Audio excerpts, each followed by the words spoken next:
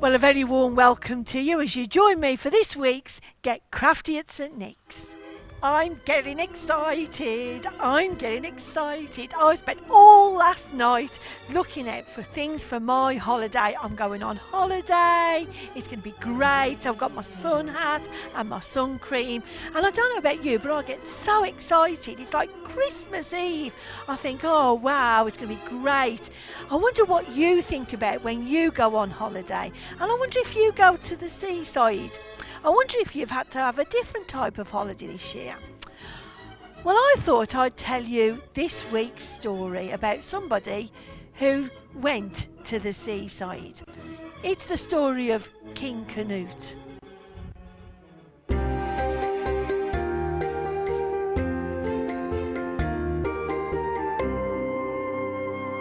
There was once a very powerful king. His name was Canute. Maybe you've heard of him, but maybe you've not heard all of the story. So I thought I'd share with you the story of King Canute and why he is so famous. King Canute was really loved by a lot of people in his land. In a way, he was kind of overloved.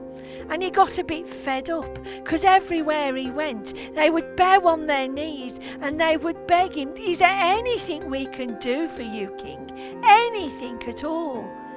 And really, King Canute just wanted to be known as a good king, as a good ruler. And so he decided to teach some of his subjects a very important lesson. One day, he took his throne and he asked for some of his friends to carry him right to the shoreline. So, a bit puzzled, they picked him up on his throne and they carried him right to the edge of the sea. Then what happened was the sea started to come in. And King Canute said, "Sea, go back!"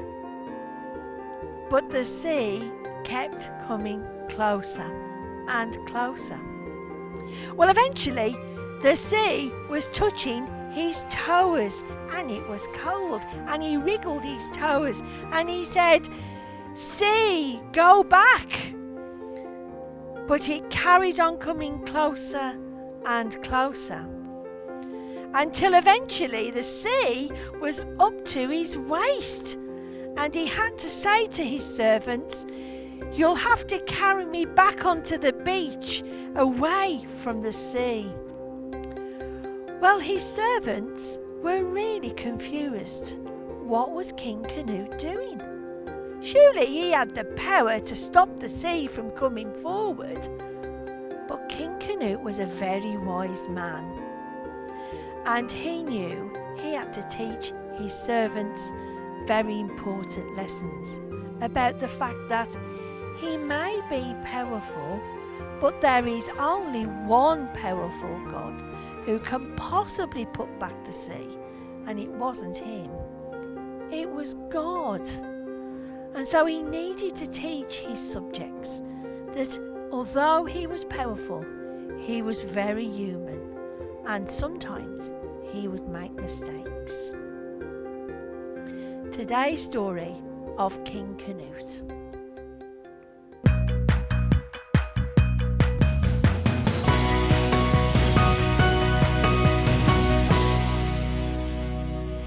So this week's craft.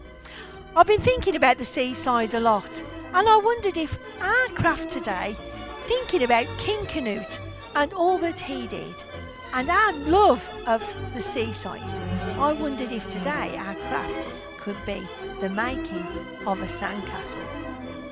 So today's craft is making a sandcastle. So we begin with some square pieces of card, and I found it easier if I just drew around some square things and then cut them out. And then I drew some windows and some doors. And then after a while, I got some double-sided tape and I stuck them together so that it looks like the castle turrets, and they end up looking a bit like this.